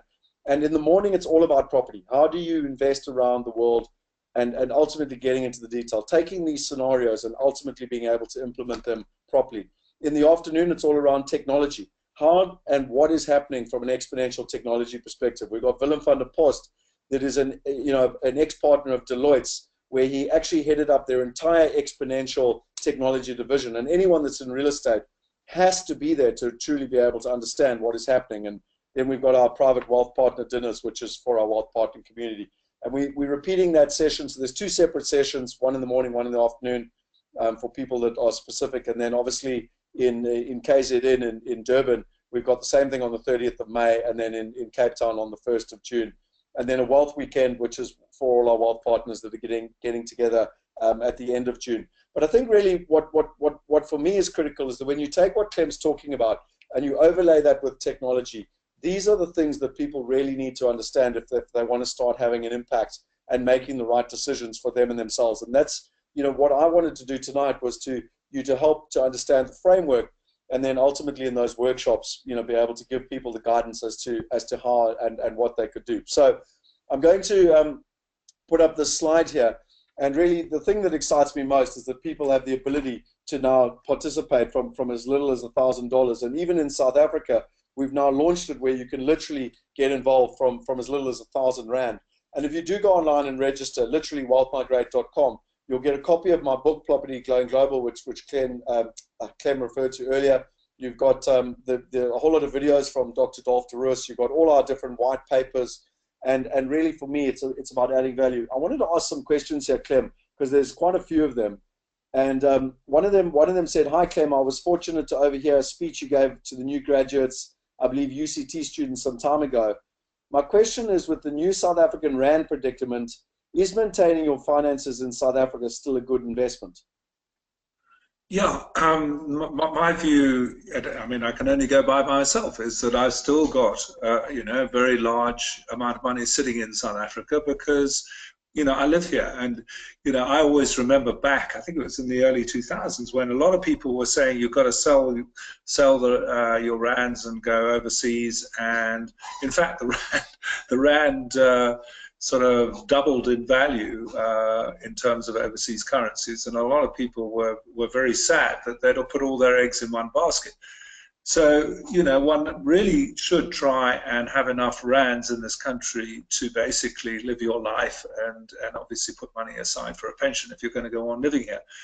Having said all that, it is all about the D word, diversification, and you've got to look at which countries you're going to invest in for all the reasons that you've said. And I really like the way you had done that sort of graph where you showed which countries were high risk, which were low risk and low growth. I mean, that's the way you've got to look at it, and then diversify not just to one other country, but around the world. And you know, I guess Warren Buffett has said the same thing about diversification. I mean, that's how he runs his company. You've got to then decide based on your probabilities for Premier League versus Second Division versus failed state. And you again showed the kind of ratios that would apply in each of those 3 scenarios. But based on your own probabilities of those 3 scenarios, you've got to decide exactly what proportion of your overall wealth should be invested locally and overseas. I must admit, Clem, you said something years ago. I was at an event where you were speaking, and someone asked a very kind of simple question, and you answered it even more simply. And I always believe that people that have simple answers have a great understanding of what they're talking about versus people that try and overcomplicate things. And you literally said something along the lines of, well, how confident are you in the future of South Africa? If it's 70% versus 30%, then you should have 70% in South Africa and 30% overseas. If it's 50-50, it should be 50-50. And I've never forgotten that, because it's such a simple methodology. It's not necessarily right or wrong. It just gives people a lot more clarity for them to be able to make simple decisions, you know? Yep. Life is, in many cases, about having simple formulae and sticking to them. My father, who was a stockbroker in London, had a very simple formula. He said you should have a third of your wealth in shares, a third in property, and a third in cash and bonds. And he says after 2 or 3 years, well, he said you should look at what the percentages are, and then you should revise them back to a third, a third, a third, so that if you've done well in property, you should distribute it back into equities and cash, and if you've done well in equities, and it was a very simple logic. But he said the reason is that I don't trust the future at all, so I keep it at a third, a third, a third, and then I use hindsight to readjust my ratios. Well, you know, it's interesting you say that, because I'm reading a fascinating book at the moment, which I highly recommend for everyone, called Unshakable by Tony Robbins. And he said if you readjust, like you just said, every couple of years, it also forces you to sell high and buy low. Because if real estate, as an example, has done hell of a well, and you have to get it back to a third, a third, a third, it means you're going to sell off some of your real estate at a high level, and you're probably going to be buying, you know, the stock market at a fairly low level. It was a fascinating. I remember you talking about the Mercedes type principle, but not actually. When I read that from Tony Robbins, it was interesting how the two actually overlay together, which is absolutely fascinating for me, you know. And I have to say, it's basically invoking the Warren Buffett principle: is you buy when other people are fearful, and you sell when other people are, you know, very, very happy, and so forth and so on. You know, that's essentially, you know, being counterintuitive. And as I said about the flags, the real point of the flags is to try and spot those unexpected consequences of the flag, so that you're first in or first out. Yeah. So this is just, I'm just showing people that book. You can actually get this in bookstores in South Africa, but I highly recommend this. And you know what's fascinating here is that he's done a huge amount of research. He works with some of the wealthiest people in the world. And if you can save yourself 1% in fees, you can increase your retirement income by over 10 years. And the other thing I found fascinating in the stats is that 96% of funds and mutual funds, etc., don't actually beat the markets. Yet they charge you lots of fees for their brilliance. It's absolutely fascinating. Yeah, well, I mean, in the UK right now, there are lots of elderly people who are in real financial problems because, you know, they haven't owned the premium property in London. They've been in the north or in the west or wherever it is. The UK stock market has gone nowhere compared to America. I mean, it was around about 6,900. It peaked at, I think, in 1999. It's 7,300 now, so it's hardly gone up at all. America's doubled. I mean, it's gone from 11,000 to 22,000 in the same period. And so in the UK, with interest rates at virtually zero too, it's been very tough on elderly people who obviously living longer, but are finding it tougher. Yeah. There's a great question here from Eric. He said, how relevant is the Chinese game? Clem wrote 15 years plus minus. We recently seen information that China is planning on spending hundreds of billions of dollars specifically in Africa over the next 5 to 10 years, with at least 5 billion earmarked for South Africa. Is the current rent extracting regime looking more and more east as they look into Africa and turning on the West colonists? Yeah, you know, it was made very clear to me in the session I did in April 2006 that Africa was their continent, as they called it, continent of choice, because they feel that South America is very much the preserve of America, and they really didn't want to start making America angry at the amount of Chinese investment close to America. They said Africa has been ignored by the West, and they said they were filling a vacuum. So Africa has been their favorite continent, but of course they've learned lessons from different African countries in which they've invested. They've tended to go for infrastructure, and then obviously do a deal on the natural resources of the country in exchange for building the infrastructure, because they're resource poor in China itself. So they've had other reasons than financial return for doing deals in Africa. But where is China going now? It's interesting. It's becoming quite a high-cost economy. You go to Hong Kong. My son lives in Hong Kong, and if you went 15 to 20 years ago, you had lots of fantastic things you could buy, like cheap cameras, cheap anything. Now Hong Kong's an expensive place to be. So China's having to review its whole strategy of essentially taking Western technology and just producing stuff cheaper than the West, because it's now a fairly prosperous country, and China's going to have to put much more emphasis on innovation and producing stuff like the Americans did because of the entrepreneurs like Steve Jobs. And I'm not sure what their investment strategy is going to be in future, but they are the world's second largest economy. And just remember, in 1978, they were 98. 98. They're 98 in the world. So they've gone from 98 to number 2. And it is the biggest sort of economic miracle of modern times. That's incredible. I mean, just for anyone who's online, including yourself, Clem, I don't know if we've got an office in China, so I go there regularly, and I got back 2 weeks ago. And I have to say, I get invited to America to go and talk at these innovation conferences, and the Americans think they've really got it, but they really need to go to China. Like, when they understand the impact of WeChat and what the guys are doing and their mobile payments. And I mean, I was there recently. There was this new bike company called MobiBike. It's only been going a year. It already does 20 million rides a day, and they make $1.5 million a day in income. It's raised $450 million in funding. And the scary thing is it's already got 2 competitors in less than 12 months. I mean, it's phenomenal.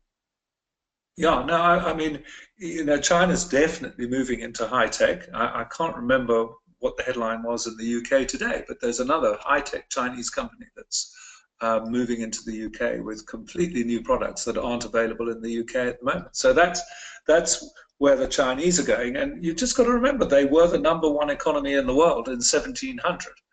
So it's the first nation on earth to capture the #1 position twice, because Greece didn't, Egypt didn't, Italy didn't, and Britain certainly hasn't. So, the Chinese probably next year or the year after will become the largest economy in the world again, because of the differential growth rate between China and America. Yeah. Wow. So just quickly here, there's a great question. Any thoughts on the idea of there being a real threat to the ANC still running this country post 2019?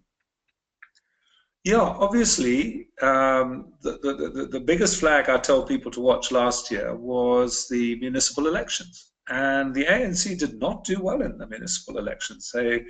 They lost a lot of votes, partially because people just stayed away and didn't vote for any other party, but equally people actually switching votes. And it's an incredible thing that happened, which is that, not only Cape Town, but Port Elizabeth, Pretoria, and Johannesburg moved into DA hands. So that was a kind of first chapter of what can actually happen in politics in South Africa. And 2019 might well be the second chapter if the ANC aren't very careful about who they choose as their leader of the ANC in December, because they've got to revive the kind of exciting quality that they used to have of being the party of Nelson Mandela, of hope and all the good things. Now people just read about the fights within the ANC, and you know, the same phrase is used over and over again: radical economic transformation, without being spelt out. And as I said, we're in a very divisive phase of the country's history at the moment. So, you know, I think that in December this year, they've got a big decision to make in terms of who the next leader of the ANC is going to be. And in terms of that, I mean, you know, what impact, you know, you spoke earlier about junk status. So I'm not going to bring that up because you did mention that. But you know, Ron asked a question here: is it conceivable that South Africa will have radical violence from public population over the next couple of years? You know, it's almost what you spoke about with the violence, but that kind of mob violence. I mean, you used to speak about even the Arab Spring and, you know, the not necessarily uneducated, but, you know, unemployed 10 million people that are coming through the ranks, and that I noticed tonight you didn't talk around that Arab Spring kind of logic. Yeah, and but it is absolutely mentioned, and in fact, Frans Cronje, who's the CEO of the South African Institute of Race Relations, is producing a new South African scenario book, which is going to be out in the next month. And in it, he really opens with the whole Arab Spring in Tunisia. And what you realize that it was because of the unemployment, the youth unemployment in Tunisia, which really started that Arab Spring. It started with one individual who tragically burnt himself to death in the street. But then that actually triggered the whole kind of Arab Spring, and it then spread to the rest of the Arab world for precisely the same reasons that we've got to worry about here, which is very high youth unemployment and people not having any hope of where to go, what to do with their lives, and they get very angry, and then they express that anger in violence. Yeah. Just there's a question here from someone. Where do you see the exchange rate going in the next 12 months? I think, you know, for me, we had a guy called James Painter that actually contributed the chapter 2 in my book, and I would highly recommend everyone goes. He spoke just two weeks ago. I don't know if you want to give any comments, Clem, on currency, but he's got very sophisticated methodologies in kind of tracking the currency and linking it to sentiment plus the other fundamentals. And I'm just letting people know, if they are interested, that I would highly recommend checking that out as well. I don't know if you want to answer that or you want me to move on. I'm happy to answer it because, you know, the currency on the whole has done much better since the downgrade than a lot of people thought. And I've forgotten the guy who wrote the article, but he basically showed the study of the Big Mac index over the last 20 years. And he's the economist who's the most accurate about predicting what the exchange rate is going to be in December. And he basically said that right now, the Rand is at a really much bigger discount on the dollar in terms of purchasing power parity, which is what the whole point of the Big Mac index is, than it has been historically. And that's one reason why he is basically projecting 13 Rand to the dollar at the end of this year.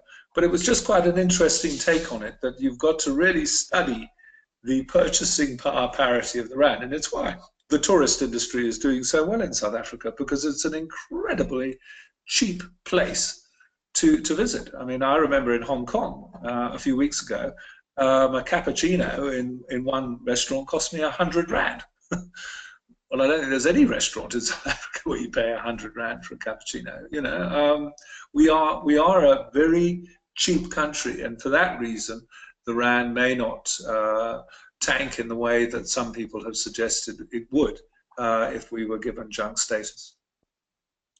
Just a quick one, yeah. It's a great question that, you know, quite frankly, I asked myself. I've got a 5-year-old boy, but Bradley asked, what career advice direction would you give a 16-year-old boy? What should he study if his future career does not currently exist? What career advice direction would you give? Oh, it's the same thing. Sorry, so the same thing twice. But yeah, basically a 16-year-old, you know, boy or girl. What career advice direction do you give people? I'm sure you get asked this all the time.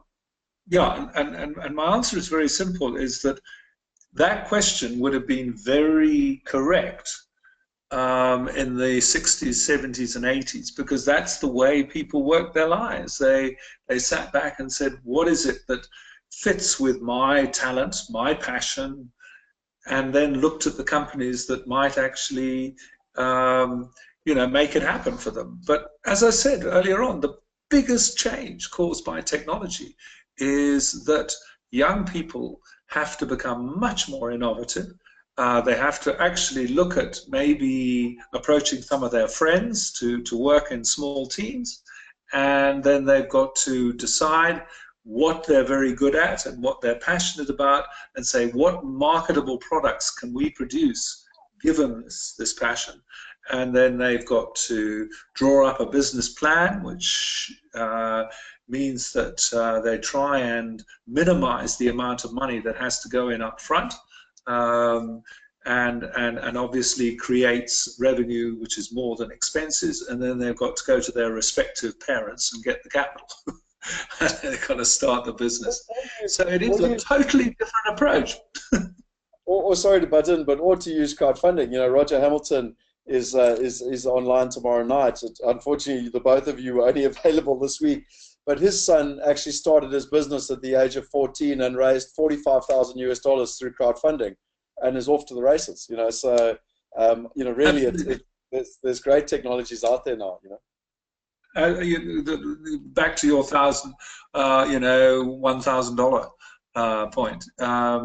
Crowdfunding is one of the most powerful tools, and that's why I would love to see a electronic stock exchange being developed in places like Cape Town and Johannesburg, where people can, it's like eBay, you can put your whole concept of your business online, and you can say, come and visit my business. So in that sense, you would probably not get Johannesburg investors investing in Cape Town. You would say to people, come and see my business, see what I'm trying to do. And so it's like an electronic version of Dragon's Den. And then this is what I'm prepared to sell shares in my business for, and so forth and so on. So you have a kind of eBay, which is in fact an electronic stock exchange. It's fascinating, Clem. Just to give you, I'm conscious of the time here, but just to give you an update on that, so England is the best country in the world at the moment that's embracing kind of fintech crowdfunding, and there's a company there called Crowdcube. They've done over 50 launches now where they've raised more than £1 million.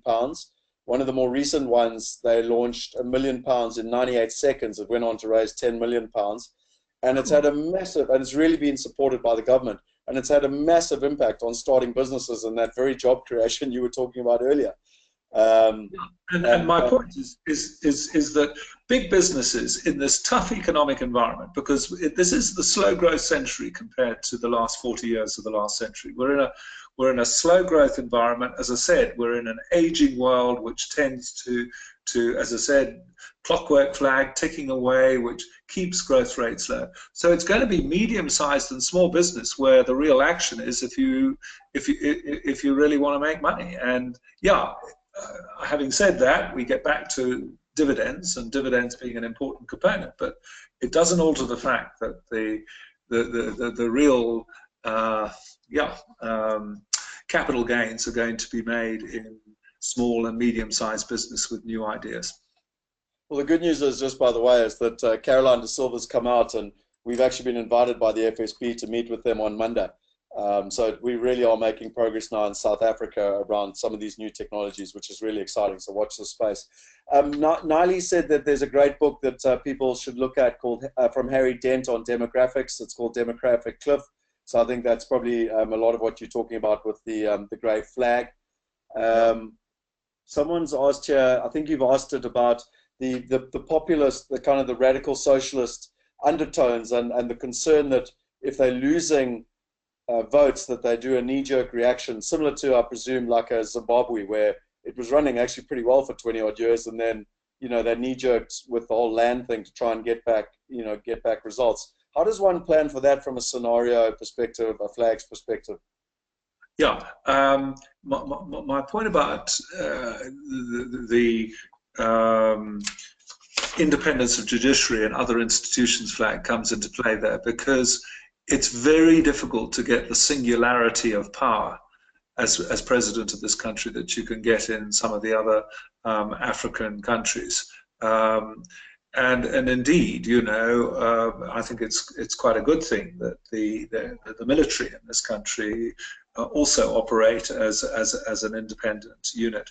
So, you know, yes, the knee-jerk reaction tends to be, let's do things which are really populist and like nationalization and expropriation and all those kind of things. But I certainly believe, because of that flag of us being a much more decentralized society, that it has less chance of happening here. And that's why, as I said, you know, we've revised the failed state scenario down to 10 to 15%, while others might have actually increased that particular scenario.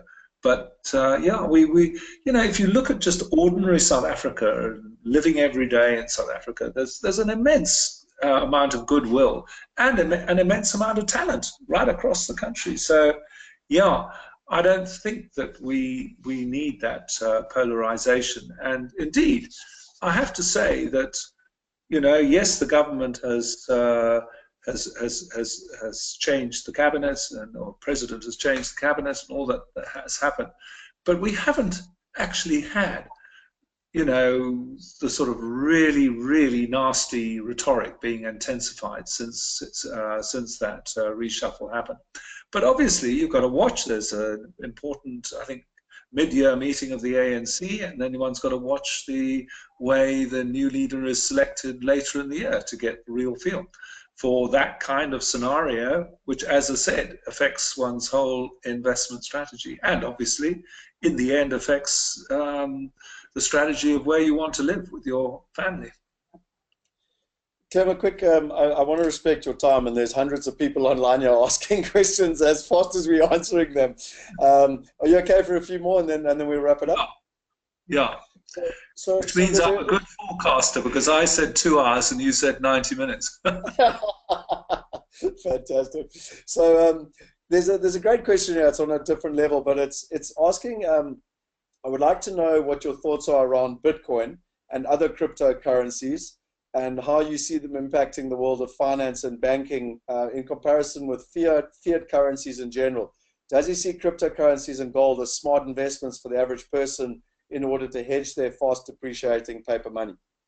Yeah, and I'm going to be very cautious on this one, because I've looked at Bitcoins, I've read about Bitcoins. I simply, you know, don't really understand the kind of, you know, the platform on which they operate sufficiently to say that they are a secure currency. And I know that a lot of people who are very high tech say there is the security in the Bitcoin market. I'm simply not able to comment on that, as my son sometimes calls me stoneage.com. So I'm not about to say that about Bitcoins. But the real point is this, is that if there isn't an international currency like a Bitcoin, you've got to be diversified in sovereign currencies, which means, you know, having dollars, having pounds, rands, maybe a few European euros, and so forth and so on, because the way you protect your wealth is to have your investments in different currencies. And maybe one day we will have a world currency which reflects certain proportions in different currencies, but we don't have that at the moment. And what's interesting is that gold hasn't lived up to its reputation, because, you know, in the kind of uncertain times we live in, and with no opportunity cost virtually of holding gold because of zero interest rates, I'm amazed that the gold price hasn't done better than it has. And so it's very difficult to offer a view on currency other than to say you should be diversified.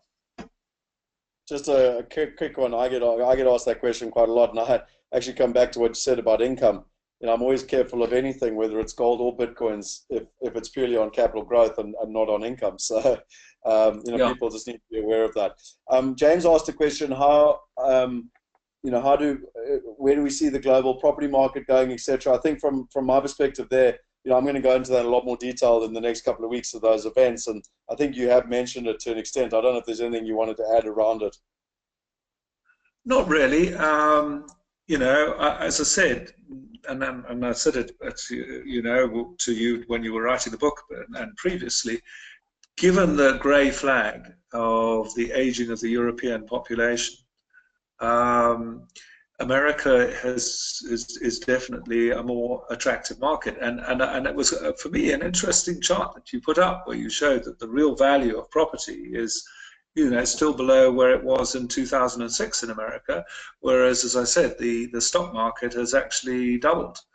And so, yeah, I do think that, with obviously due process of examining where to invest in the United States, it has to be an attractive market. And I obviously have to say, because of Brexit, and nobody knowing what the actual deal is going to be. I mean, nobody has a clue, because Britain says it does not going to pay anything for future liabilities, whereas Europe has opened with 100 billion euros. So it's at the moment poles apart, and so even though Theresa May has a very good chance of increasing her majority in the House of Commons, she's got a heck of a task to negotiate a decent deal for the UK, and particularly for London, which obviously voted to remain for the obvious reason that a lot of the service industries in London have been not only servicing British but European citizens. And so, as I said earlier on, this headline today that 9,000 jobs are going to be moved to Europe from London in the financial industries field. That's the kind of stuff that obviously will reflect on the property market. So quick question here. Someone's asked whether the current government has asked for your advice, and if you've got any insights as to whether it'll be, Nkosazana Zuma or Ramaphosa or anyone else. Okay, well, the answer is I think the race is more open now. I think Cyril had 6 months ago, a lot of people were giving him a very low probability, but he's certainly received a lot of popular response in some of the meetings that he's held around the country. And therefore, my intuitive feel, without knowing anything about the internal workings of the ANC, is that he's actually, become a much stronger candidate, and there may be somebody else out there. I mean, as I said, the anti-establishment flag has produced Donald Trump from nowhere, Macron from nowhere. It produced Brexit from nowhere. So you just don't know whether there might be somebody else who's going to put their hat into the ring over the next year. And maybe it's as a person rather than being a member of the ANC who suddenly captures popular imagination. So it's going to be, I think, a very, very interesting race into 2019. A great question here, and I'm going to try and wrap it up, but have you done any scenario planning on other countries in Africa, Nigeria, Ghana, Kenya, Tanzania, and Mozambique specifically? Yeah, well, getting back to that first bit of the last question, the places that I've actually done sessions with people in government or had dealings with people in government. In Africa, it's Namibia, it's Botswana. But interestingly, Chantel and I, about 6 or 7 years, did a joint facilitation for ZANU-PF. We actually did it in Johannesburg. They flew the people who, from the finance minister and a few other members of cabinet and some of their advisors down, and we had a 2-day session on the future of Zimbabwe.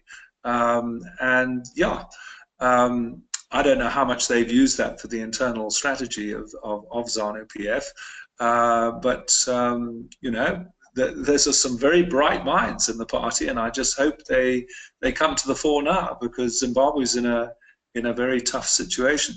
I know Chantel has done quite a lot of work in Nigeria, and I think also in Kenya. And then overseas, as I said, what was really interesting was spending time at the Central Party School in Beijing, and showing how scenario planning works. And I had the real strategists behind the Politburo in China at this particular session. In Australia, I was asked by the Local Government Managers Association to do all the major cities. So I've done strat sessions with Perth, Brisbane, Sydney and Melbourne, and then some of the small places in Australia, such as Alice Springs. So, you know, that was interesting. And one of the most interesting takeaways from that is one of the flags, which I didn't talk about in the presentation I gave, but which is very apropos of the future of Cape Town, is water, because our dam levels have declined over the last 10 years in terms of percentage left in the dam at this point of the year. I mean, there's 20% at the moment in the Cape dams, and only 10% of that is usable. So we're down to 10%, whereas last year it was at least 20, if not more percent. But 15 years ago, it was sitting at 30 or 40% at its minimum. So yes, June is the month that it really rains and the dams pick up. But Perth was in exactly the same situation as this 15 years ago, when the population had risen to 2 million from 1 million in the 90s, just as Cape Town's population has gone from 3 to 4 million. And the decision that was taken at this session, when we played the parched Perth scenario, was to build a desalination plant. And now 30% of Perth's water is provided by desalination. And we should be doing exactly the same in Cape Town, because, you know, you cannot have a city running out of water, because there's no way you can bring 10,000 trucks of water in to Cape Town on a daily basis to basically keep the population alive. So it is a real crunch issue. Wow. So there's a great question here. If we get downgraded by Moody's, do you see the reintroduction of exchange control? It could happen, yeah. It could happen, the only answer I can give is that a lot of people were forecasting much steeper declines as a result of the downgrades we've had so far, and I'll be interested to see if Moody's downgrade us whether you know it's the same, that actually the currency doesn't fall that much. Because, as I said, for me, the reality of the situation is I'm actually probably a little more optimistic now than I was 6 months ago, because of the pushback, as I said, on corruption, and also the fact that, you know, you can see there's a lot of debate in the ruling party about where to go to from here. And that's why I'm going to watch the flags very closely on the sort of economic conversations they're going to have in the next month or two. There's a great question here from Alan. He said, do you think the judiciary system can survive the state capture? Yeah, the answer is yes. I think it can. And indeed, it has very well. And a lot of the appointments that are in the judiciary were made by the ANC and by the president. And there's big pushback, really big pushback by the judiciary. And as I said, there's just not the singularity of power in this country that you had in other, you know, authoritarian and dictatorial regimes. And it's one of the great strengths of this country is we have this diversity here, which I think will protect the independence of the judiciary. Excellent. So Brandon asked, which is better, start investing in residential, commercial? Brandon, for me, come to the property events. We can go into that in detail. Louise asked, you know, what do you do with a 16-year-old? You know, for me, that whole thing with Willem van der Post around not only you've spoken about entrepreneurial education, but also just understanding technologies. I really welcome people to bring their families, bring their children. You know, it reminds me of a great story of my business partner, Henny Besaidnout, who many years ago, Clem, was in I was in a room. It was yourself, it was Robin Banks, and it was Dr. Doftarus who were presenting that day. And there were 200 people in the room, and there were 3 children. And I remember thinking about it that day. It was like a Thursday, and the 3 children were all Henny's children. I remember going up to him, and I said to him, "Why were your children at this event and not at school, like everyone else in this room?" And he said, "Scott, what could they learn at school today that would have been more valuable than learning from you, Dr. Doftarus, and Robin Banks?" And I tell you what, I was blown away, just a whole different way of understanding when it came to educating children. His daughter, by the way, has gone on to now specialize in exponential technologies. She's done a short master's course at Stanford, and is one of the most employable people in South Africa, as in she had more than 10 job offers the moment she left university at the end of last year, and literally can, in my opinion, be a global citizen and travel the world. And it all started by coming and seeing you when she was in Standard 7 or Standard 8. It's phenomenal. Yeah, but I mean, one of the points I make is that I would love, if I was younger, to take a class at school, a class photograph, and then look at what happened after that class left school and who became a success, who was a failure.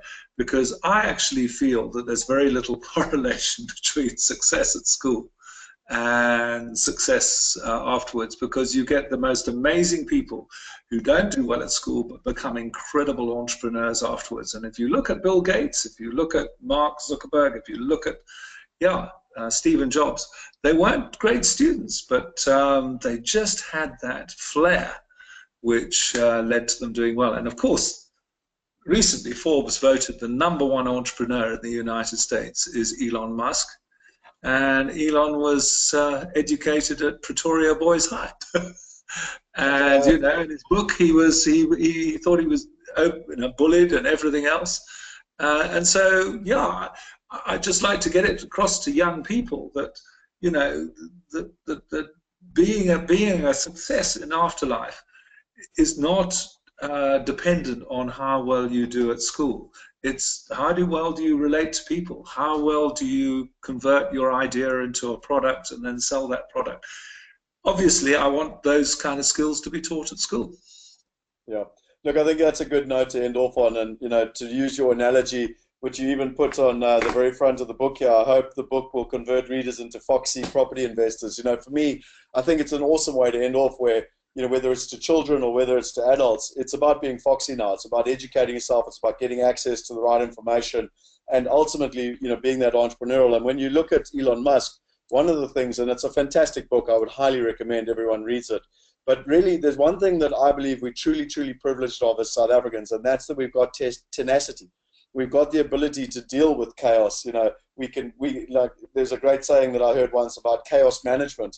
And, you know, so as a South African, I think you must really value, you know, your upbringing and some of that chaos and some of that tenacity, because it really puts you in good stead to not only succeed in South Africa, but also on the global stage.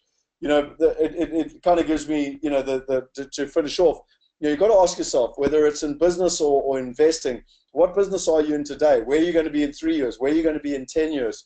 What innovation is it playing in your life? You know, I think even in the years Clem's noticed from my side, where we evolved from IPS, where we, you know, help people invest in direct property, to now an entire online technology platform to really enable people to be able to participate with far lower barriers to entry and greatly increasing that trust and transparency. And, you know, our vision and our dream, I got asked today, actually, funny enough, by the doctor, and the lady said, what is my purpose? Why am I here? And, you know, my father, unfortunately or fortunately, but went to school. He did everything you're talking about, Clem. He went to school, he went to university, he studied to be a chartered accountant, he was financial director of Rainbow Chickens, and therefore he did everything he was taught to do, you know, back in the 60s and 70s. And yet when he died, he unfortunately tried to draw 50 Rand from Standard Bank and had been declined 24 hours earlier. And I learned at a very young age that, you know, I became passionate about understanding and studying what wealthy people are doing. And, you know, for us, our vision and our purpose is to really help people empower themselves and ultimately to put smart investing in everyone's pocket. And when you consider tonight, what tonight has all been about, it's been really learning your methodologies. How does scenario planning work? What are the flags, so that people can watch those flags and ultimately they can make smart decisions for them and their family? And it's something that I feel very, very passionately about. And I think growing up in Africa, we've also are all born where we come from a place where we understand wealth, but we also see poverty on a daily basis. And I think it's not only our duty, but it's our responsibility to go out there and to teach people, and you know, and for people to realize that there's another way now, and that they can take responsibility for themselves, they can take responsibility for their lives, for the work that they do, and even for their wealth. And you know, I learned that lesson, and I'm not going to explain it tonight, but I spoke about it in chapter 1 of my book, about the difference between my father, who followed the traditional route that he was taught, and my uncle that did something very different, which was all about taking control of his life, investing. Even though he lived in Zimbabwe, he started investing overseas at the age of 30. And it really allowed him to have the freedom, which is what I talk about as a global citizen, to have the freedom to do whatever he wanted in his life. And that's all that I really want to, you know, share with people tonight, and why I want to thank you so much, Clem, for your time. The insights that you've shared tonight have been absolutely invaluable. And it's so valuable to have someone like you from South Africa sharing for South Africans. It's respected at a global level. But yet South Africans get to be able to participate and take credence from it. And if anyone's feeling complicated, you know, confused or overwhelmed, don't worry. I've heard Clem speak many, many times, and even again tonight, I was vociferously taking notes all the way through the process, which I will share with people. But my point being is that don't worry if it's overwhelming and difficult the first time. It does take a little bit of time, but quite soon you'll get it. And it will become a really, really valuable tool and methodology for you to be able to make the right decisions for you and your family. So thank you to everyone online. Thank you to the team who's organized tonight, and particularly Denise. I know, Clem, you're in Denise's house, so thank you to her and her family for helping you with your Wi-Fi going down. But most importantly, Clem, thank you for you sharing so much tonight. I really, really appreciate it. And I'll end with a benediction. May the fox be with you. Excellent. Thank you, everyone. Have a good evening, and see you soon. Hopefully we'll see you all at the May events. There's certainly not going to be events that you want to miss. Cheers. Cheers. Phew.